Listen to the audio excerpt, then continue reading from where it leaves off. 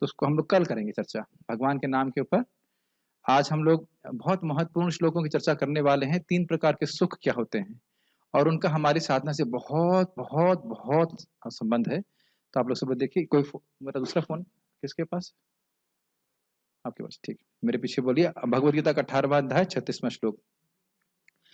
सुखम त्विदानीं त्रिविधम सुखम तादिनी त्रिविधम शृणु मे भरतर्षभ शृणु मे भरतर्षभ अभ्यासाद् रमते यत्र अभ्यास आद्रते यत्र दुखांतं च निगच्छति दुखांतं च निगच्छति। सुखम तु इदानीम त्रिविधम शृणु मे भरतर्षभ। ऋषभ मतलब सर्वश्रेष्ठ, हे भरत वंशों में सर्वश्रेष्ठ। अब आप मुझसे सुनिए कि 3 प्रकार के सुख क्या होते हैं। अभ्यासाद रमते का अर्थ क्या लिखा गया है यहाँ पे प्रभुपाद? ओह, मैंने आज इसमें वो लिखा नहीं है, टेक्स्ट में लिखा नहीं है। अभ्यासाद रमते का अर्थ क्या लिखा है? अभ्यास से somebody can help me? Word meanings में जरा देखिए। अभ्यास में थोड़ा सा इसमें ध्यान नहीं दिया। अभ्यासाद रमते यत्र दुखांतम च निगते। जहां तक जो समझ में आ रहा है इसका अर्थ है अभ्यास से रमते, उसमें रमण करता है, इन 3 प्रकार के सुखों के अभ्यास में रमण करता है। दुखांतम च निगच्छति, और से दुखों का अंत हो जाता है। ठीक है, ये श्लोक बहुत अच्छा है। नेक्स्ट वाला, यत्तद् अग्रे विषमेव यत्तदग्रे विषमेव परिणामे मृतोपमम् परिणामे अमृतोपमम् तत्सुखं सात्विकं प्रोक्तम् तत्सुखं सात्विकं प्रोक्तम् आत्मबुद्धि प्रसादजम्। आत्मबुद्धि प्रसादजम्। बोलिए बोलिए बोलिए, लोग बोलिए बोलिए, इस पे बहुत अच्छा श्लोक है, बोलिए बोलो। यत्तत् अग्रे विषमेव यत्तद् अग्रे विषमेव परिणामे अमृतं तोपम् परिणामे अमृतोपमम् तत्सं सुखं सात्विकं प्रोक्तम् तत्सुखम सात्विकम प्रोक्तम आत्मबुद्धि प्रसादजम्। आत्मबुद्धि प्रसादजम्। ओके, तो यहाँ पे वही बात था, अभ्यासात रमते यत्र। तो मतलब है कि इन प्रकार के 3 प्रकार के सुखों को व्यक्ति अभ्यास करता है तो सुख भोगता है। तो अब यहाँ पे कह रहे हैं 37 में कि यत्तद् अग्रे विषमेव, जो सुख शुरुआत में विष जैसा लगता है, कड़वा लगता है, परिणाम में अमृतोपमम, लेकिन परिणाम उसका अमृतमय होता है। तत्सुखम सात्विकम, वैसा सुख सात्विक कहलाता है। प्रोक्तम मतलब कहा जाता है आत्मबुद्धि प्रसादजम, जीवात्मा को, बुद्धि को यह प्रसाद, प्रसन्न करने वाला है। जैसे आप देख सकते हैं साधना भक्ति करता है, नाम जप करता है, गीता श्रवण कर रहा है, भागवत श्रवण कर रहा है, भगवान का प्रसाद, जो पूरा प्रोसेस है साधना का, शुरुआत में साधक को कड़वा लग सकता है और लगना ही चाहिए, लगना ही चाहिए। क्यों? क्योंकि वह जीव अविद्या से ग्रसित है। ये बातें समझ में आती हैं? करुणामृत प्रभु, कड़वा क्यों लगना चाहिए?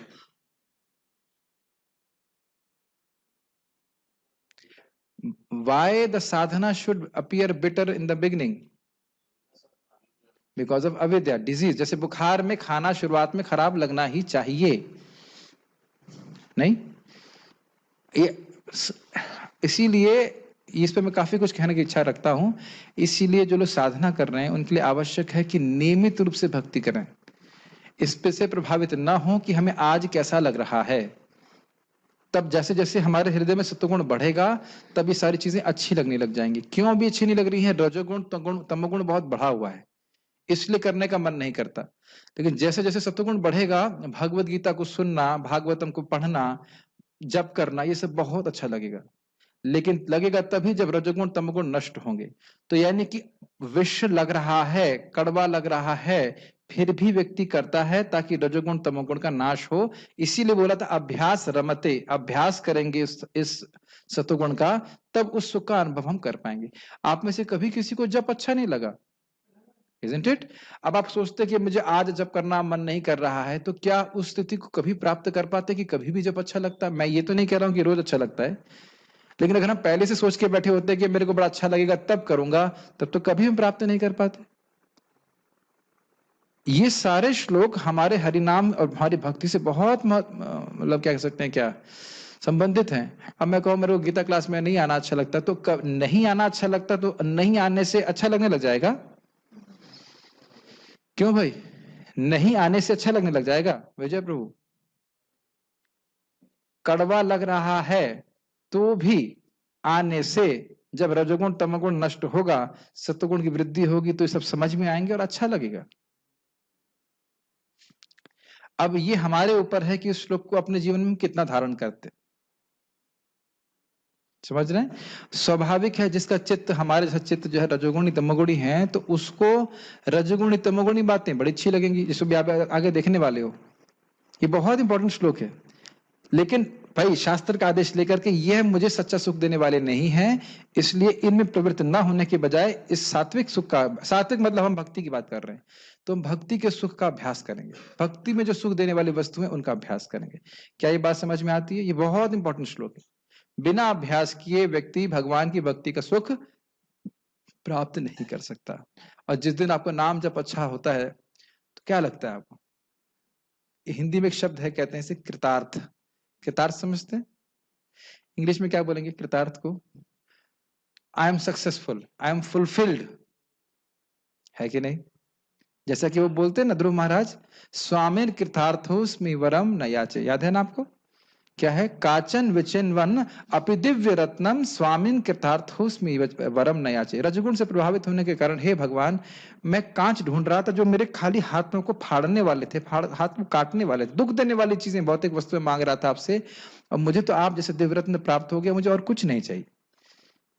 समझ रहे हैं मेरी बात? तो डिवोटी बिकम्स सेटिस्फाइड, फुलफिल्ड, कृतार्थ महसूस करता है इस प्रकार के इस सुख को। अब भगवान क्या कहते हैं? आत्म बुद्धि प्रसादजम, बुद्धि को, आत्मा को सुख देने वाला हो जाता है। ठीक? हे भरत श्रेष्ठ, अब मुझसे 3 प्रकार के सुखों के विषय में सुनो,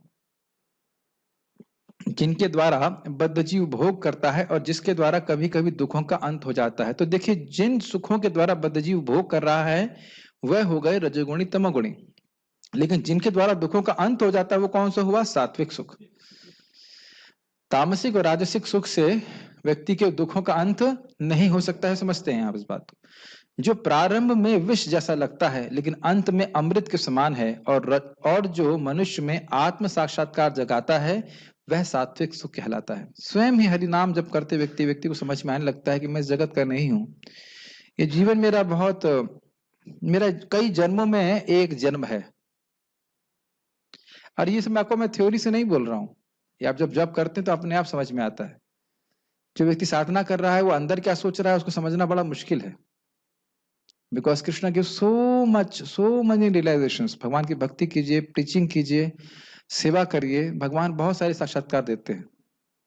व्यवहार में हम भले अलग तरह से बर्ताव करते हैं, लेकिन internally so many things are there which is nice, which is Krishna's gift. भगवान के उपहार होते हैं हमारे लिए, बहुत इंपॉर्टेंट है। तो इस प्रकार से हम खाली बात कर रहे थे कि अगर हम भक्ति नहीं कर रहे होते तो वो सब साक्षात्कार हमें कभी प्राप्त नहीं होते। मेरी बातें समझ रहे हैं? महाराज से सुन ही रहा था, जिस प्रकार से जगत में केवल व्यक्त की उपासना करता, जो दिख रहा है बस उसी को मानता है, उसी से प्रेम करता है ना?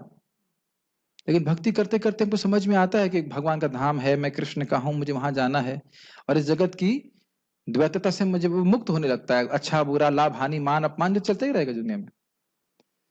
समझ रहे ना मेरी बात? तो ये सब अनुभव तब प्राप्त होता है जब व्यक्ति साधना करता है, चाहे शुरुआत में कड़वी भी क्यों ना लगे। कभी कभी हम सीनियर भक्तों को देखते हैं अच्छे से जब करते हुए, तो हम सोचते हैं वो हमेशा से ऐसे करते रहे होंगे। ऐसा नहीं है, सबको अपने संघर्ष से गुजरना पड़ता है। मान लो जो कोई नया डिवोटी है, वो लस्ट से परेशान है, काम से परेशान है, क्रोध से परेशान है, तो सोचता है जो सीनियर बोला, जूनियर बोला, गलत बोल गया, क्षमा कीजिएगा, जूनियर, हाँ सीनियर गलत बोल गया, जूनियर डिवोटी है, नया डिवोटी है, वो काम क्रोध से परेशान है, तो सोचता है कि सीनियर डिवोटी को तो कोई परेशानी हुई नहीं होगी कभी। ना भैया ना, वो सबको उसी से जाना पड़ता है। सब प्राय जो है सब नियोफाइट लेवल से शुरू करते हैं, वो सब लोग का संघर्ष रहता है, लेकिन संघर्ष के बाद भी जब वो भक्ति करते रहते हैं तो भगवत कृपा से वो सब शांत हो जाता है। हर व्यक्ति बीमारी से, एक ही बीमारी से चल रहा है ना, तो वो धीरे धीरे प्रगतिशील रहता है। मेरी बातें आप समझ रहे हैं ना मैं क्या कह रहा हूं? तो बिना संघर्ष किए, भगवान की भक्ति किए बिना हम शुद्ध नहीं होने वाले।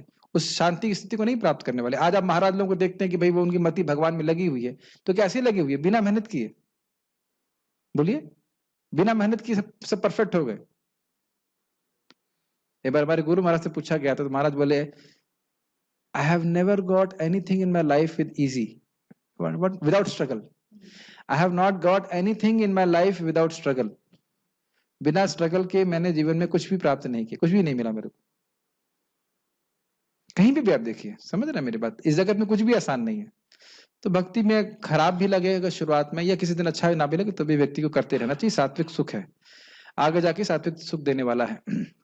भगवान अब 3 प्रकार के सुखों का वर्णन कर रहे हैं, लेकिन सुख ही सभी कर्म का उद्देश्य होता है। सॉरी, लेकिन नहीं, क्योंकि बहुत अच्छी बात है, इस जगत में हर व्यक्ति कुछ कर्म कर रहा है, उसका उद्देश्य दुखी होना तो नहीं है कि मैं बहुत सुखी हो गया तो उसका दुख, मैं अब दुखी हो जाऊं, लेकिन उसका जो चित्त है उसके अनुसार उसकी सुख का धारणा होगी कि ये बहुत बढ़िया चीज है। अगर सात्विक व्यक्ति होगा तो उसे भक्ति करना अच्छा लगेगा, रजोगुणी तमोगुणी होंगे तो उनके सुख अलग प्रकार के होंगे, देखेंगे भी हम। अभ्यासाद रमते से शुरू होते हुए 1.5 श्लोकों में वह सत्वगुणी सुख का वर्णन करेंगे। वह सुख जिसमें संतोष का उदय निरंतर अभ्यास के द्वारा होता है, ना कि इंद्रिय विषयों के द्वारा उत्पन्न एक आकस्मिक सुख। ऐसा सुख सत्वगुण होता है, सत्वगुणी होता है। ये समझ में आए? बहुत अच्छा बात है। देखिए, जब व्यक्ति बार बार भक्ति करता रहता है तो क्या होता है, जो उसकी बुरी वासनाएं हैं भोगने की इस जगत को, वो गायब हो जाती हैं। होती हैं कि नहीं होती? क्या आप लोगों के हृदय से एक भी वासना खत्म नहीं हुई भोगने की जगत को? बहुत सारी गायब हो गई, इज़न्ट इट? पिक्चर देखने की इच्छा और पता नहीं क्या क्या नहीं होती। अगर नहीं होती तो आप भक्ति क्यों कर रहे होते? ब्रह्मचर्य आश्रम ज्वाइन ही क्यों करते? या और भक्तों के हृदय में भी देख सकते हैं, है कि नहीं? तो एक एक करके जैसे जैसे ये भोग की वासना समाप्त होती जा रही है, व्यक्ति संतुष्ट होता जाता है। क्या ये बातें समझ में आई? कुछ है ना, कुछ लोग ऐसे उनको जूते की बहुत लालसा है, या कपड़े पहनने की लालसा है, ऐसे बहुत अच्छे। हमने कहा ब्रह्मचारी आश्रम में तो जूता हम तभी खरीदते हैं ज्यादा चोरी हो जाए या फट जाए, है कि नहीं? मैं समझता हूँ एक के बाद दूसरा सेट भी नहीं हुआ किसी के पास। रखे हैं किसी के पास 2 सेट? उतना भी भक्त नहीं रखता है कि नहीं? वो सिंपल से जीवन जीने लगता है। केवल ब्रह्मचारियों की बात नहीं है, सभी भक्त जो अच्छे से भक्ति करते हैं, उन सभी के हृदय में ये जो भोग की वासना है वो अपने आप गरिष्ठ से गरिष्ठ भोग की वासना समाप्त होने लगती। गरिष्ठ मतलब प्रगाढ़, गाढ़ी से गाढ़ी भावना, ठीक है? तो कह रहे हैं कि बार बार अभ्यास करने से व्यक्ति संतुष्ट रहता है और भगवान की भक्ति करने में ही अपने सुख को मानता है। ये सात्विक सुख है। सात्विक का अर्थ हम भक्ति ही ले रहे हैं, और कोई अर्थ मत लीजिएगा, ठीक है? ऐसे सुख का आनंद लेते हुए व्यक्ति संसार को पार कर जाता है, अर्थात दुखांतम च निगच्छति। जब भोग की वासना ही नहीं है तो जन्म कैसे होगा? इस जगत में रहते हुए भी वह इस जगत का नहीं रहता। समझते हैं सब बातों का अर्थ? शुरुआत में वह यह यतत अग्रे विषमेवा, अर्थात जहर की तरह लगता है, जिसमें बहुत सारे कष्ट भरे होते हैं। सुबह उठना, हरि नाम करना, लाइक दैट साधना करनी होती है। ऐसा इसलिए है क्योंकि मन को नियंत्रित करना मुश्किल होता है, क्योंकि आत्मा ने अपने आप को शरीर से भिन्न एक व्यक्ति के रूप में अभी प्रकट नहीं किया है, लेकिन बाद में यह बहुत मीठा हो जाता है, जैसे अमृत की गिरती हुई धारा। जब व्यक्ति की समाधि की प्राप्ति हो जाती है, अर्थात परिणाम में, जब वह आत्मा को शरीर से भिन्न रूप में प्रकट देख पाता है। बहुत सुंदर लाइन है। क्या कठिनाई है अभी हमारे सामने? देखो, बहुत सिंपल बात है। हम जब करने बैठते हैं, क्या आता है मन में? भोग के विचार। तो भोग के विचार आने से पहले हमारा मिथ्यांकार हमको परेशान करता है कि तुम शरीर हो। पहले हमें उसे ये मनवाना होता है कि मैं शरीर हूं, तब हमें कोई भोग का विचार अच्छा लगेगा। इस दीवार को देखिए, कुछ लगा आपको देख के? कुछ मन में विकार आ रहा है दीवार देख के, स्पीकर देख के? कुछ लग रहा है अमरनाथ प्रभु? यही चीज हमारे एक चंद्रमौली महाराज बता, चंद्रमौली नाम है ना उनका, महाराज जी के फ्रेंड चंद्रमौली महाराज। हाँ, बोले कि अभ्यास करते करते, भक्ति योग का अभ्यास करते करते आपको कोई भोग की वस्तु दिखेगी तो दिखेगी, जैसे दरवाजा देखते हैं, दरवाजा देख के तो कुछ होता नहीं है, ऐसी स्थिति आ जाती। बहुत अच्छा रियलाइजेशन दे रहे थे। जैसे दरवाजा देख के हमें कुछ नहीं होता ना, ऐसे कोई भी भोग की वस्तु देख करके भक्त का चित्त ऐसा हो जाता है, कोई फर्क नहीं पड़ता उसको। महाराज से सुना था, ये बहुत अच्छा लगा था। हमने कहा वाह, तो बड़ी अच्छा रियलाइजेशन है। अब देखते हैं दरवाजा, ऐसा कुछ भी नहीं होता ना, दरवाजा है तो है, क्या है? इस प्रकार से जगत में घूमता है भक्त, लेकिन उसको कोई जगत की स्पृहा नहीं रहती, क्योंकि वो अंदर भक्ति के सुख से तृप्त होता है। यानी कि जो जो नॉट है ना हृदय में कि मैं शरीर हूं, वो कट जाती। इसीलिए बोल रहे हैं कि अब कोई कठिनाई नहीं, वो हम अपने आप को अपने शरीर से अलग देखते हैं। एक और उदाहरण से आप समझ लीजिए, स्वप्न है और सपने में हम परेशान हैं, अरे भाई हमारा जॉब नहीं लगा। आपने कभी देखा एक स्वप्न आता है जिसमें हम एग्जाम लिख रहे होते हैं और पेन आगे नहीं बढ़ रहा है? कभी सपना आया ऐसा? मुझे कई बार सपना आया ऐसा, लग रहा है सब फेल होके आए यहाँ पे। हम लोग अच्छे थे पढ़ाई में इसलिए पता है एग्जाम लिख रहे हैं और पेन आगे नहीं बढ़ रहा है। या कभी देखा है आपको कोई मारने के लिए दौड़ रहा है और आप दौड़ रहे हो और आप वो पकड़ भी नहीं पा रहा है और आप आगे बढ़ भी नहीं रहे हो, है ना? ऐसा बहुत सारे सपने आते हैं और जैसे सपने टूट जाता है तब अरे। तो उसी प्रकार से जब आत्मा को आत्म साक्षात्कार प्राप्त हो जाता है आध्यात्मिक साधना करके, तो वह सारी परेशानी से मुक्त हो जाता है। इसी को कहा जाए भव महादावाग्नि निर्वापणम। हरि नाम करते करते जब मिथ्यांकार नष्ट हुआ, बस आपकी सारी प्रॉब्लम सॉल्व हो गई। अब भाई उन्होंने हमारा बहुत अपमान किया, किसका किया? शरीर किया। तो जब तक ये लिंक बना रहेगा कि हमारा शरीर का बड़ा अपमान हुआ है, शरीर से लिंक बना रहेगा, तब तक हम लोग दुख अनुभव करते रहेंगे। ये स्वाभाविक सी बात। पर यहाँ पे आप देख रहे हैं कि बार बार जब आत्मा का सुख मिलने लग गया, भक्ति का सुख प्राप्त होने लगा, तो फिर वो अमृत की धारा में स्थित रहेगा। जैसे भगवान गीता में बताते हैं, सुखम आत्यंतिकम यतद बुद्धिग्राह्यम मतेन्द्रियम वेत यत्र न चैवायम स्थितश्चलति तत्त्वतः यम लब्ध्वा चापरम लाभम मन्यतेनाधिकम ततः यस्मिन् स्थितो न दुखेन गुरुणापि विचाल्यते। बहुत सुंदर श्लोक है छठे इंद्रिय का। बार जब अपनी इंद्रियों को सीमित करते हैं, भगवान में लगाते हैं, शुरुआत में कष्ट होगा, लेकिन इंद्रियों की शक्ति बढ़ने लगती है। इसे कहते हैं संग्राहक शक्ति। संग्राहक मीन्स कैचिंग पावर। तो कैचिंग पावर बढ़ते बढ़ते ऐसा आने लगता है कि भगवान का नाम रूप रस गुण का वह अनुभव करने लगती हैं इंद्रियां। तो जब इस प्रकार का अनुभव करने लग जाएंगे तो जगत की कोई भी वस्तु उसको आकर्षित नहीं कर सकती। इसी को बोले अतीन्द्रियम। सुख शुद्ध इंद्रियों से जब अनुभव करता है जीव, तो जगत में कितना भी कष्ट है उसको प्रभावित नहीं होता। लेकिन इस सबके लिए साधना करना जरूरी है, चाहे वो शुरुआत में कड़वी भी क्यों ना लगे। समझ में आ रहा है कैसे सुख मिलता है? यस, यह है सतोगुण का सुख। इसी को हम लोगों ने भागवत में क्या सुना है? शुद्धेत सत्वात ब्रह्म सौख्यम तो अनंतम। तप दिव्य तपस्या करो, भगवत संबंधी तपस्या करो और उससे अपने हृदय को शुद्ध करो, और उससे क्या प्राप्त करोगे? इनफाइनाइट हैप्पीनेस, ब्रह्म सौख्यम। और अगर होता नहीं तो भगवान बोलते नहीं। और तपस्या का मतलब क्या हुआ? आपको अच्छा नहीं लगेगा। It is not meant to look. परम पूज्य भक्ति विराज महाराज का स्टेटमेंट मैंने सुना था, यही समझ में। तपस्या means it is meant to not feel good. तपस्या का अर्थ ही है कि तुमको अच्छा नहीं लगेगा। हाँ, हमेशा की बात नहीं कर रहा, प्लीज कान खोलकर सुनिए। तपस्या का सुख भोगों के सुख से कहीं उत्कृष्ट होता है और विभिन्न होता है, लेकिन शुरुआत में अच्छा नहीं लगेगा। अब आपकी शुरुआत में, अब कौन से शुरुआत के लेवल पे हम नहीं जानते। अगर हृदय शुद्ध हो गया तो अच्छा लगने लग जाएगा, लेकिन ऐसा नहीं कि रोज सुख प्राप्त होगा। और जब आप निष्ठा के लेवल पे आ गए तो फिर आपको रोज अच्छा लगेगा। जैसे परम पूज्य द्रविड़ प्रभु, प्रभुपाद जी के शिष्य हैं, उनके बारे में मुकुंद दत्त प्रभु, प्रभुपाद जी के दूसरे शिष्य, बोल रहे थे कि जब वो 16 माला जब करते हैं तो उनके लिए दुनिया एग्जिस्ट नहीं करती।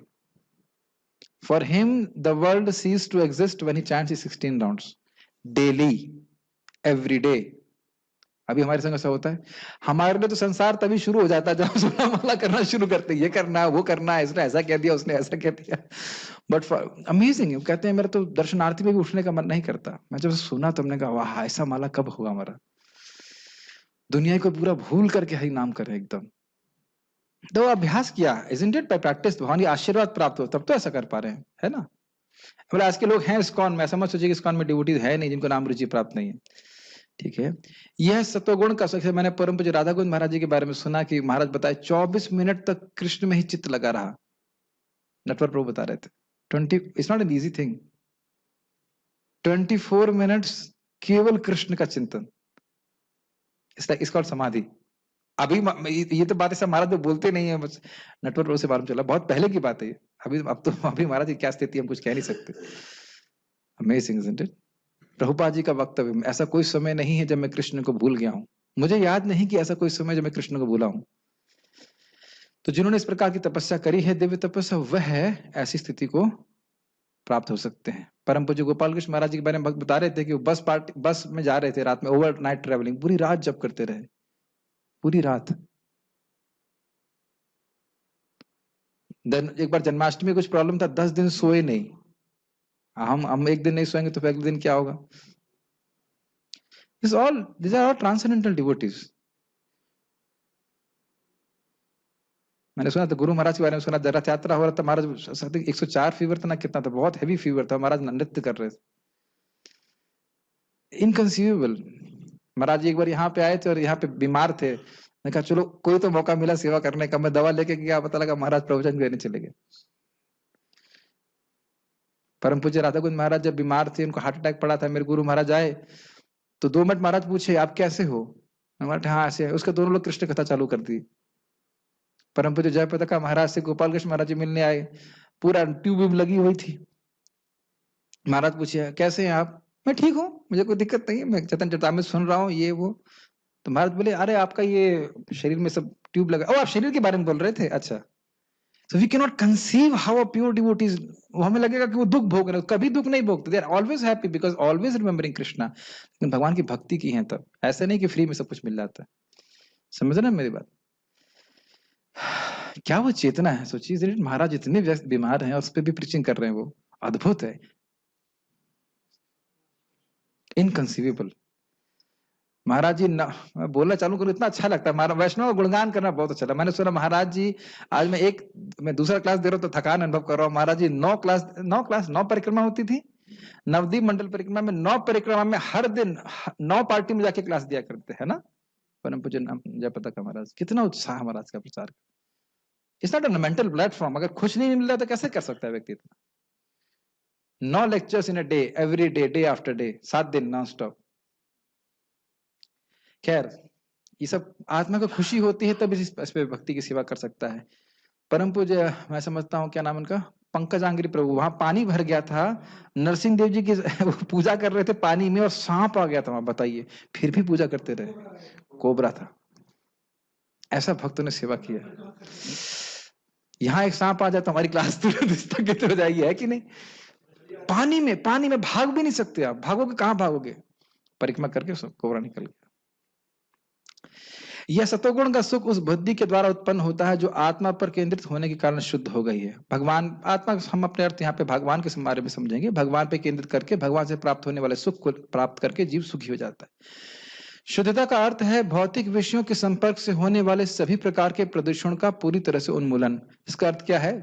जब हम भोग करते हैं तो भोग का संस्कार हमारे मन में पड़ जाता है, तो कह रहे वो सारे संस्कार अब हृदय से चले गए, अब कोई इच्छा, कोई स्पृहा, कोई वासना हृदय में नहीं रहती।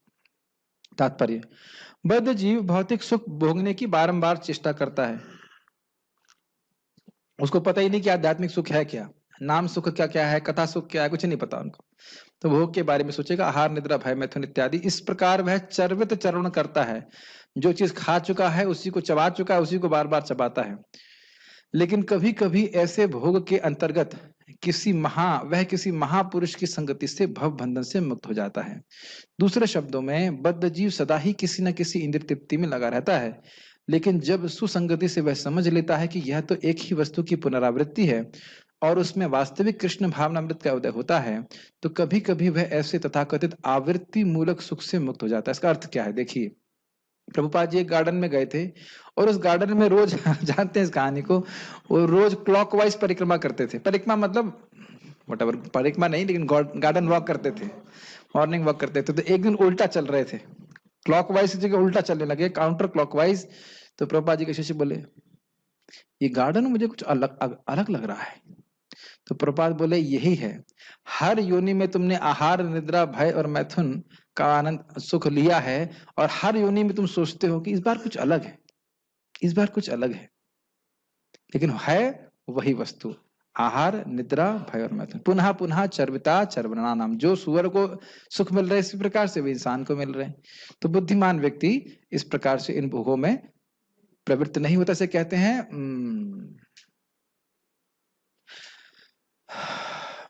सर्वतः स्यात्, क्या है श्लोक, वो श्लोक नहीं आ रहा मन में, विषय विषय खलु सर्वतः स्यात्, विषय भोग तो निश्चित ही खलु हर योनि में व्यक्ति को प्राप्त है, तो उसके लिए प्रयास नहीं करना चाहिए। मानव जीवन में हमको भगवान की भक्ति के लिए प्रयास करना चाहिए। तो ये कब कब हमको समझ में आएगा? जब हम भगवान के भक्तों का संग करेंगे, श्रवण करेंगे, जप करेंगे, तभी समझ में आएगा। परम पूज्य गौर गोविंद महाराज अच्छा बोलते थे, अरे भाई तुम्हारा कोई पुराना बिजनेस है तो उसको चलाने में थोड़ा कठिनाई होती है, नया बिजनेस शुरू करोगे तब कठिनाई आती है। तो भोग करने का बिजनेस तो तुम जन्म जन्मांतर से चला ही रहे थे, तो भोग करने में तो कोई दिक्कत हो ना है। अब आप भगवान पे अपना मन लगाएंगे तो ये नया बिजनेस शुरू किए हैं, तो थोड़ा स्वभाव है कि कठिनाई लगेगी, लेकिन धीरे धीरे बिजनेस जम जाएगा, फिर अब भोग में मति लगाने का मन भी नहीं करेगा। ठीक है। आत्म साक्षात्कार के साधन में मन तथा इंद्रियों को वश करने तथा मन को आत्म केंद्रित करने के लिए नाना प्रकार की विधि विधानों का पालन करना पड़ता है, तो स्पष्ट है ये सारी विधियां बहुत कठिन और विष के समान अत्यंत कड़वी लगने वाली हैं। लेकिन यदि कोई इन नियमों के पालन में सफल हो जाता है और दिव्य पद को प्राप्त हो जाता है, तो वह वास्तविक अमृत का पान करने लगता है और जीवन का सुख प्राप्त करता है। बहुत सुंदर बात एक जगह प्रभुपाद कहते हैं कि जिसने हरे कृष्ण मंत्र को करके अपने हृदय को शुद्ध कर लिया है, एक बार शुद्ध करना है, एक बार शुद्ध हो गया तो अब वह जीवन का सुख अनुभव कर सकता है। एक बार नाम रुचि प्राप्त हो गई। जैसे परम पूज्य यमुना माता जी, प्रभुपाद की शिष्या, उनका ये वक्तव्य था, पता नहीं क्यों लेकिन जब भी मैं जब करती हूँ मुझे बड़ा अच्छा लगता है। कुछ स्पेशल लगा आपको ये बात? I don't know, whenever I chant, I have taste for chanting. It's not an easy realization. Whenever, खाते सोते बैठते लेटते कभी भी whenever I chant, I have taste for chanting. हम लोग को कभी 2-3 दिन में, कभी एक हफ्ते में 1-2 बार 3 बार मिल गया तो हम खुश हो जाते हैं, बट whenever, नाम गाने सदा रुचि, whenever, हमेशा, फिर कोई दुख का कारण रह जाएगा? So it's not a cheap thing, उसके लिए प्रयास हमको करना पड़ेगा। ठीक है। लेकिन एक बात ध्यान रखिएगा, जब किसी व्यक्ति को तपस्या का फल मिल जाता है तो उसको तपस्या याद नहीं रहती। क्या बात समझ रहे हैं मेरी बात? बातें बहुत सिंपल लग रही हैं लेकिन बातें बड़ी गंभीर हैं। ये कृष्ण बुक से प्रभुपाद कहते हैं, जब कोई व्यक्ति तप कर रहा है, जब उसको अब उस तपस्या का सुख मिलने लग गया तब उसको याद नहीं रहेगा मैंने कितनी तपस्या करी, है कि नहीं? जब आपका नाम जब कर रहे हैं, अभ्यास करते करते अब नाम में सुख मिलने लग गया, जैसे हमारे द्रविड़ प्रभु को, तो अब उनको याद हुई ना कितना सेवा करी, पीछे कितना उनको संघर्ष था, सब भूल जाते हैं। इसलिए तपस्या करने से, भक्ति करने से कभी घबराना नहीं चाहिए। तो क्या सीखा हमने? शुरुआत में कड़वा लगेगा, बाद में बहुत अच्छा लगेगा। तो ऐसा सुख जो है सात्विक होता है, भक्ति का सुख होता है। उसे करने के लिए व्यक्ति को उद्यत रहना चाहिए, उत्साहित रहना चाहिए। आगे पढ़ते हैं। राजसिक सुख, विषयेंद्रिय संयोगा, विषयेन्द्रिय संयोगा, यत्तद अग्रे मृतोपमम्, यत्तत् अग्रे मृतोपमम्, परिणामे विषमेव, परिणामे विषमेव, तत्सुखम राजसं स्मृतम्। तत्सुखम् राजसं स्मृतम्। विषयों के, इंद्रियों के संयोग से जो सुख उत्पन्न होता है, और जो यत्तद अग्रे अमृतोपमम्, जो शुरुआत में अमृत जैसा लगता है, लेकिन परिणामे विषमेव, लेकिन जो बाद में उसका परिणाम दुख जैसा होता है, दुख जैसा नहीं, दुख, हाँ दुख जैसा होता है, दुख विष जैसा होता है, ऐसा सुख राजसिक कहलाता है। अब इस पे तो बड़ी अच्छी व्याख्या करने वाली है, अच्छा मतलब बड़ी क्लियर स्पष्ट व्याख्या होगी, सबको समझ में आ जाएगा राजसिक सुख क्या होता है। जो सुख इंद्रियों द्वारा उनके विषयों के संसर्ग से प्राप्त होता है और प्रारंभ में अमृत तुल्य तथा अंत में विष तुल्य लगता है, वह रजोगुणी कहलाता है। गीता भूषण टीका। जैसे एग्जाम्पल, आज सुबह अचार किसने खाया था? 1 2 3 4 खट्टी डकार किसको आई थी? आप लोग हजम कर गए। नहीं तो मैं उस अचार को खा लिया अगर, तो शुरुआत में जीभ पे बड़ा अच्छा लगता है, बाद में इतनी खट्टी डकार आती है, खट्टी खट्टी, बहुत अच्छा खराब अचार था वो, जो भी है। तो उसी से मुझे याद आता है ये राजसिक सुख है। यहाँ जीभ पे बड़ा अच्छा लगेगा लेकिन बाद में जाकर बहुत उसका जो है बैक रिएक्शन होता है। तो यही राजसिक सुख का स्पेशल गुण है। जरा देखते हैं क्या है वह सुख जो इंद्रियों के इंद्रिय विषयों के संपर्क में आने के कारण उत्पन्न होता है, अर्थात संयोगाद, जैसे सुंदर रूप या स्पर्श करने की कोई वस्तु जो प्रारंभ में तो अमृत जैसा लगता है और जिसका उपभोग किया जा सकता है, लेकिन बाद में जो दुख से भरा होता है और जहर के समान बन जाता है और जो व्यक्ति को नरकगामी बनाता है, ऐसा सुख रजोगुण में होता है। इंद्रिय मतलब आंख, नाक, कान, टांग नहीं, टंग, अच्छा टंग, ओके, जिह्वा और त्वचा, ये ज्ञानेंद्रियां। तो ज्ञानेंद्रियां अपने इंद्रियों के संपर्क में आएंगी, बड़ा अच्छा लग रहा है, बड़ा अच्छा लग रहा है। जैसे सुबह हम लोग को सोना बड़ा अच्छा लगता है, बहुत अच्छा लग रहा है, बस थोड़ा सा और, है कि नहीं? रोजमन बोलता है थोड़ा सा, इतनी जल्दी क्या है, बस बस मंगल आरती के लिए तुम लेट नहीं होगे, बस 5 मिनट और, बस बस। ये सब रजोगुणी सुख है। खैर ये स्पेशली नींद का सुख तमोगुणी होता है, लेकिन इस प्रकार से या और कोई सुख भी आप भोगने का जगत में है, ये खा लें, ये छू लें, ये देख लें, ये सब रजोगुणी सुख है, बाद में दुख देने वाला है। प्रभुपाद इसको बहुत ही स्पष्ट समझा रहे हैं, पढ़ने से समझ में आ जाएगा। तात्पर्य, जब कोई युवक किसी युवती से मिलता है तो इंद्रियां युवक को प्रेरित करती हैं कि वह उस युवती को देखे, उसका स्पर्श करे और उससे संभोग करे। प्रारंभ में इंद्रियों को यह अत्यंत सुखकर लग सकता है, लेकिन अंत में या कुछ समय बाद वही विषतुल्य बन जाता है। तब वे विलग हो जाते हैं या उनमें तलाक या विवाह विच्छेद हो जाता है। फिर शोक, विषाद इत्यादि उत्पन्न होता है। ऐसा सुख सदैव राजसी होता है। जो सुख इंद्रियों और विषयों के संयोग से प्राप्त होता है वह सदैव दुख का कारण बनता है, अतएव इससे सभी तरह से बचना चाहिए। क्यों पांडे जी, मानते हैं आप? हम सभी लोग उससे गुजर चुके हैं कि नहीं? आओ, वो मुझसे प्रेम करती है, वो मुझसे प्रेम करता है, आई लव यू, फिर तिरछी आंखों से मारते हैं, सब कितना पूरी पिक्चर है, अब सारा मटेरियल बस यही है। But there is no love in this world. समझ लेना चाहिए, इस जगत में जो भी व्यक्ति किसी भी संबंध में अगर भोग केंद्र में है तो वहां पे प्रेम बिल्कुल नहीं है। महाराज जी समझा रहे थे, वृंदावन चंद महाराज जी, परम पूज्य वृंदावन चंद महाराज की, यहाँ हम वो बता रहे थे अपना अनुभव, किस प्रकार से लोग जाते हैं, गर्लफ्रेंड बॉयफ्रेंड होते हैं इत्यादि, जो भी शादी भी कर लेते हैं, और वही लोग जो एकदम 2 मिनट भी अलग नहीं रह सकते थे, वही लोग कुछ साल के बाद कोर्ट में खड़े हो जाते हैं और एक दूसरे के विपक्ष में, है कि नहीं? आजकल तो बहुत ज्यादा देखा जा रहा है। फिजिकल आकर्षण के आधार पर जो भी शादी होती है प्रायः वह इसी प्रकार से मतलब इसी प्रकार से रहती है, इसमें कोई सेवा की भावनाएं नहीं है, इसमें कोई उत्तरदायित्व की भावना नहीं है, इसी प्रकार का बर्ताव होता है, और होना ही है, होना ही है। सब रजोगुण है। प्रभुपाद जी कहते हैं कि अगर कोई व्यक्ति है, हम सभी लोग हैं, तो अगर कोई सुंदर स्त्री को देखते हैं और हृदय में आपके कुछ कुछ होता, मतलब कुछ परेशानी होती है, तो समझना चाहिए कि हमारे हृदय में रजोगुण है। इसका अर्थ यह नहीं कि हम रजोगुण पे कार्य करें, but if you feel disturb that means रजोगुण इज देयर। जैसे कि मान लीजिए अभी कुछ दर्द हो रहा है आपकी बॉडी में, तो ठीक है, इसका अर्थ ये नहीं कि आप पतित हो गए, आपको उस दवा का इलाज करना है, ये नहीं कि उस दवा नहीं, बीमारी का इलाज करना, ये नहीं कि उस बीमारी को बढ़ाने के लिए कार्य करने लग जाए। प्रभु जी मेरे को काम वासना आ रही है, अब मैं शादी कर लेता हूँ, ठीक हो जाएगी उससे काम वासना? ठीक हो जाएगी। मैं तो यहाँ देखा, क्या बोलूं, मैं एक भक्त को देखा, गो पूजा हो रही थी, गृहस्थ थे, फिर भी वो लड़की को देख रहे थे। अभी तुम्हारे घर में पत्नी है तो फिर क्यों दूसरी लड़की को देख रहे हो? ऐसा नहीं कि शादी करने से काम वासना समाप्त हो जाती है, ऐसा कुछ नहीं है। बाकी जिसको जो करना वो करे, लेकिन ऐसा होता नहीं है।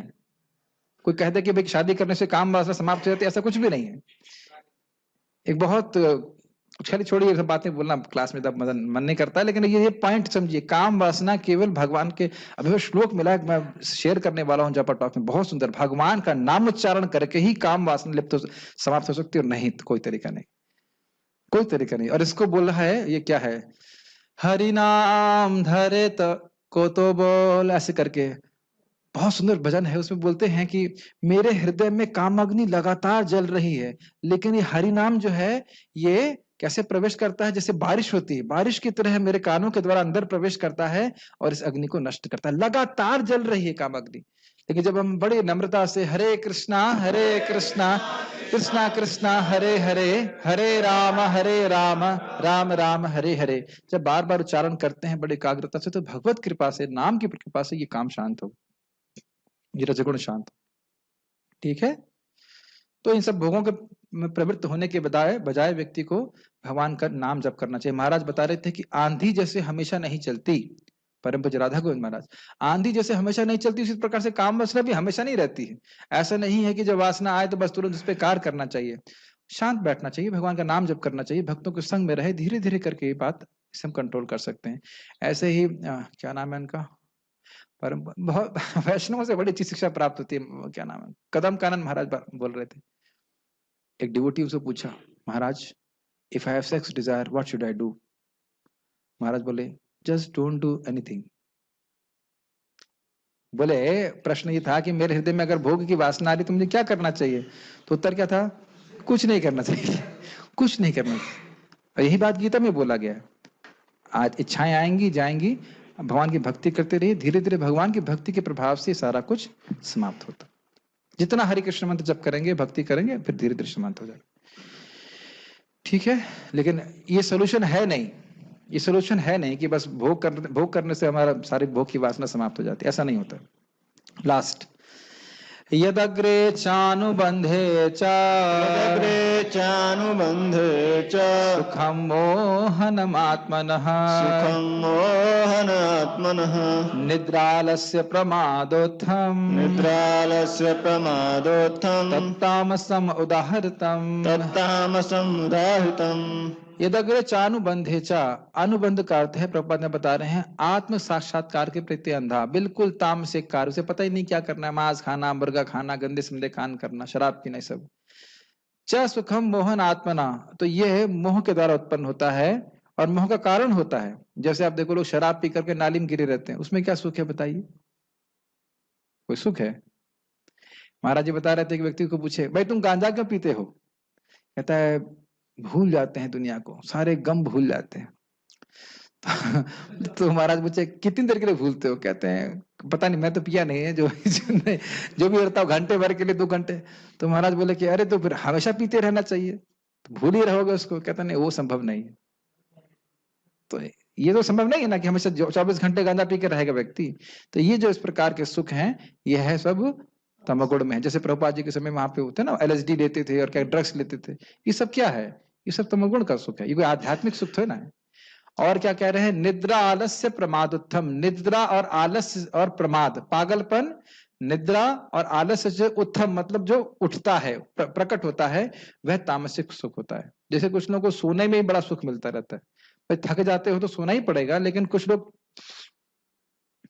मैं नाम नहीं रखना चाहता, लेकिन कुछ व्यक्ति जानते हैं, वो माता जी और खाना सुबह देर में उठेंगी, फिर खाना बनाएंगी, फिर उसके बाद सो जाएंगी, फिर दोपहर में उठेंगी, फिर खाना बनाएंगी, फिर सो जाएंगी, फिर उसके बाद शाम में खाना बनाएंगी, फिर रात में, फिर ऐसे कर, सच्ची में सोते सोते ही पूरा जीवन बीत रहा है उनका। बहुत लोग इस प्रकार से होते हैं, 14-14, 15-15 घंटे सोते रहते हैं। तो यह सब जो है तमोगुण का सुख होता है। तथा जो सुख आत्म साक्षात्कार के प्रति अंधा है, जो प्रारंभ से लेकर अंत तक मोहकारक है, और जो निद्रा आलस्य तथा मोह से उत्पन्न होता है, वह तामसी कहलाता है। भक्त तो यह सोचता है, बहुत अच्छा, क्या नाम था उनका जिन्होंने रिकॉर्ड बनाया था हरे कृष्ण का, इंग्लैंड की, क्या नाम था उनका? George Harrison. Yes, Srila Prabhupada ji से कहे कि प्रभुपाद मुझे इतना कुछ कृष्ण के लिए करना है, मुझे सोना पड़ता है, मुझे बहुत खराब लगता है। तो प्रभुपाद कहते हैं यही मेरे संग है, इतना कुछ कृष्ण के लिए करना है, मेरे पास समय इतना कम है, इतना कुछ कृष्ण के लिए करना है, ये सोना मुझे बिल्कुल टाइम वेस्ट लगता है। तो ये सब उनका आग्रह था भगवान की भक्ति करने। ऐसा सुख जो शुरुआत से ही अर्थात अग्रे और अपनी पूर्णता में भी आत्मा के लिए केवल मोह का ही निर्माण करता है और वस्तुओं के वास्तविक स्वभाव को ढक लेता है, अर्थात मोहनात्मनः। इसका समझ में आया, शुरुआत से ही पागलपन, जैसे शराब इत्यादि पीना, और बाद में भी मूर्खता में ही डालता है, जड़ बना देता है व्यक्ति को। ऐसा मोह, ऐसा जो सुख है वह तामसिक होता है। जैसे शराब पीना, फॉर एग्जाम्पल मांस खाना, ये सब बहुत ही खराब, बहुत ही घृणित चीजें हैं। इसको करने से व्यक्ति को कभी आत्म साक्षात्कार प्राप्त नहीं हो सकता। अद्भुत बात यह है कि कुछ लोग कहते हैं कि मांस खाने से कोई दिक्कत नहीं, आप आध्यात्मिक हो सकते हैं। मांस खाने का आध्यात्मिकता से क्या संबंध है? कुछ भी खाइए, उसमें क्या है? ध्यान आप करिए, बस ध्यान करिए, कुछ भी करे से कोई दिक्कत नहीं। तो इस प्रकार की बातें बोलने वाले भी घोर तमोगुण में है। और जो नींद, आलस्य और प्रमाद से उत्पन्न होता है, ऐसा सुख तमोगुण में कहलाता है। इसका अर्थ क्या है? आलस्य का अर्थ है इंद्रिय के कार्य को करने में थकावट। ये तो स्पष्ट है, कुछ काम करना चाहते हैं, का मन नहीं कर रहा है, तो मतलब यही आलस्य। कभी देखा है, कभी कभी हमारा कुछ भी करने का मन नहीं करता है, तो ये सब तमोगुण की वजह से होता है। प्रमाद का अर्थ है जो करना चाहिए और जो नहीं करना चाहिए उस पर ध्यान न देना। जैसे भाई जब करने का समय है वो बात नहीं कर रहे हैं, मस्ती कर रहे हैं, क्लास का समय है उधर उधर की बातें कर रहे हैं, ये सब प्रमाद कहलाता है। पता है कि क्या करना चाहिए फिर भी उसको नहीं करेंगे, ये सब प्रमाद कहलाता है। मंगल आरती जाने के समय तब सो रहे हैं, तो ये सब प्रमाद है। तात्पर्य, जो व्यक्ति आलस्य तथा निद्रा में ही सुखी रहता है वह निश्चय ही तमोगुणी है। जिस व्यक्ति को इसका कोई अनुमान नहीं कि किस प्रकार कर्म किया जाए और किस प्रकार नहीं, वह भी तमोगुणी है। स्पष्ट है, सब बातें हम पहले चर्चा कर चुके हैं। तमोगुणी व्यक्ति के लिए सारी वस्तुएं भ्रम या मोह है, उसे ना तो प्रारंभ में सुख मिलता है और ना अंत में। रजोगुणी व्यक्ति के लिए प्रारंभ में कुछ क्षणिक सुख और अंत में दुख हो सकता है, लेकिन जो तमोगुणी है उसे प्रारंभ में तथा अंत में दुख ही दुख मिलता है। एग्जाम्पल आप देख सकते हैं, जैसे स्त्री संग वाली बातें, हो सकता है शुरुआत में थोड़ा सुख मिले, बाद में दुख मिलेगा, लेकिन शराब तो कड़वी ही होती है। आपको कैसे पता? मुझे नहीं पता, मतलब सुना है। और सड़ी हुई चीज होती है। आप शरीर में धुआं भर रहे हो, इसमें क्या सुख है बताइए? सिगरेट जो पीते हैं, गांजा पी रहे हैं, गंदे संदे काम कर रहे हैं, इससे क्या है बताइए? कोई सुख है? इसका कोई सुख है क्या बताइए? धुएं को पीना ये कोई सुख है? और जान रहे हैं कि आगे कैंसर भी होगा, और वो गंदी गंदे मसाले खाते हैं। मतलब गीता क्लास में बोलना नहीं चाहिए, लेकिन खाली कह रहा हूं कि ये सारी चीजें लोग कर रहे हैं, इससे कोई सुख मिलता है? कोई सुख नहीं है। तो ये सब तमोगुण के कारण, इसके कारण व्यक्ति बिल्कुल भ्रम में पड़ा रहता है। और क्या मानव जीवन इसीलिए दिया गया है? तो खैर ये सब बातें रहती हैं। इसको सुन करके व्यक्ति को अपने चित्त में क्या करना चाहिए? सतोगुण का अनुशीलन करना चाहिए, इसी से जीव सुखी होगा। कोई प्रश्न है किसी का तो मैं ले सकता हूँ। Let's see what are the questions. जी साउंड इज वेरी लो, ऐसा था क्या? सभी लोग बोल रहे हैं कि sound is very low. I don't know, low sound.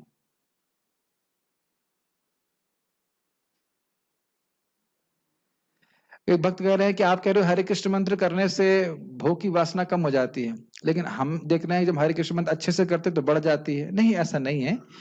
हमारे हृदय में जो गंदगियां हैं उसकी परतें हमारे हृदय में पड़ी हुई, तो हम जब हरि नाम अच्छे से करते हैं तो वो इच्छाएं बाहर आती हैं। हमारे गुरु हमारे इस बात को बता रहे थे, जैसे कि समुद्र मंथन जब व्यक्ति चल रहा था, सबसे पहले उसमें से जहर बाहर निकला। इसका अर्थ ये नहीं कि वो मैं हूं। हमने कई बार एग्जाम्पल दिया है, यहाँ पे रूम कितना गंदा था, जब हम लोग साफ नहीं किए थे, सब लोग देखे थे ना, और जब हम साफ करना शुरू किए तो कितनी गंदगी बाहर निकली। उसमें आसक्त नहीं हो, हरिनाम करते रहें, वो सारी गंदगी बाहर अपने आप चली जाएगी। ठीक है, sound okay, sound okay, sound perfect, sound good. ठीक है, और कोई प्रश्न है? प्रभु जी, जैसे आप बता रहे थे कि सतोगुण का लक्षण होता है शुरू में विष के समान और बाद में अमृत के समान लगता है। मटेरियल वर्ल्ड में भी लोग इसी तरह बोलते हैं कि अभी मेहनत कर लो, बाद में आपको बहुत आराम होगा। अग्रीड। तो इसको हम कैसे समझें? मटेरियल वर्ल्ड में लोग कहते हैं अभी मेहनत कर लो, आगे आराम मिलेगा। उनको देखो कि क्या आराम मिला है। यहाँ हम देख रहे हैं तो प्रत्यक्ष, मैं नाम रखकर बोला ना, परम पूज्य राधा गोविंद महाराज, परम पूज्य गोपाल कृष्ण महाराज, परम पूज्य राधानाथ महाराज। प्रभुपाद जी को तो हम देखे नहीं, प्रभुपाद कितना सुख ले रहे होंगे तो कल्पना ही नहीं उसकी। प्रभुपाद जी कितना सुख का अनुभव कर रहे हैं, कल्पना ही नहीं। हम तो आंखों से देख रहे हैं ना, भक्त लोग कितने खुश हैं। Isn't it? तो उनको देखना चाहिए ना कि इनके जीवन में देखो महाराज जी कैसे नाचते हैं, परम पूज्य लोग। उनको देखो लोकनाथ महाराज कितना नाचते, 6-6 घंटे गा रहे थे, देखा था आपने दिन, कितने खुश हैं वो। मैं सबको एक एक नाम रखते चले जाएं। आज आयन प्रभु ने जो शुरुआत किया था, आयन प्रभु कितने खुश, उनको देख के हम खुश हो जाते। पूरा जब कीर्तन करते थे उनका चेहरा पूरा लाल हो जाता था, सब लोग खुशी खुशी में नाच रहे थे। तो हम ये देख रहे हैं कि इन लोगों ने अपना जीवन आंखों से देख रहे हैं ना, कि इन लोगों ने जीवन अपना भगवान की सेवा में लगाया तो आज सुखी हैं। और हम उन लोगों को भी देख रहे हैं जो भौतिकतावादी में मरे, या जो तथाकथित रूप से भौतिक रूप से भोग में प्राप्त कर भी लिए, वो जीवन में दुखी रहे, परेशान रहे। तो प्रत्यक्ष देख लेना चाहिए कि किसको क्या रिजल्ट प्राप्त हुआ है। ये तो वह अज्ञान में इस प्रकार से बोल रहे हैं कि तुम भौतिक रूप से सुखी हो जाओगे, कभी सुखी हो ही नहीं सकता। हम सर फोड़ सकते हैं अपना, लेकिन इस बात को आप नहीं काट सकते कि आप ये शरीर नहीं हो। कुछ भी आप कर लो, हम ये शरीर नहीं है, इसको कोई नहीं नकार सकता। नकार सकते हैं? कहाँ गया शरीर बताइए? 2 साल की उम्र में मैं कैसा लगता था बताइए Amarnath Prabhu? How did I look when I was 2 years old? You don't know and you cannot know. गया वो शरीर, एकदम खत्म। हम ये शरीर नहीं है, और शरीर के भोग आत्मा को कभी संतुष्ट नहीं कर सकते, इसको काटा नहीं जा सकता। शास्त्र में तो लिखा है, आप काट ही नहीं सकते, एकदम प्रत्यक्ष दिख रहा है।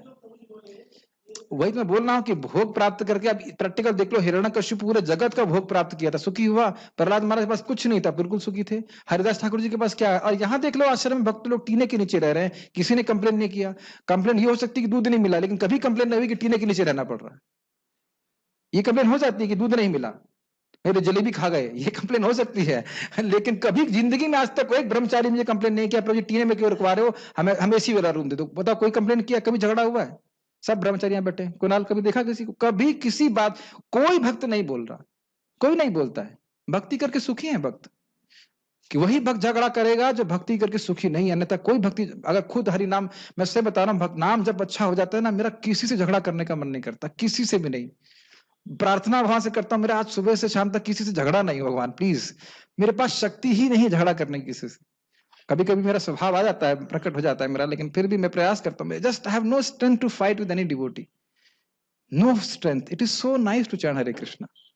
क्यों पंडित जी? भागवत पढ़ के इतना सुख मिलता है, गीता पढ़ के प्रवचन करके सुख मिलता है, झगड़ा करने का समय क्या है? हाँ भैया ले लो।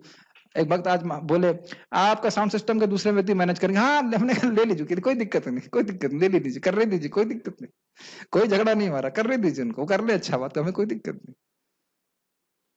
तो इसे सबसे बड़ा सुख यही है कि किसी के जीवन में हम कृष्ण भावना को स्वीकार करने की प्रेरणा दे दें, उसका जीवन कितना बदल जाएगा। वही हमारे मन में बसा रहना चाहिए बात, एक वैष्णव के रूप में।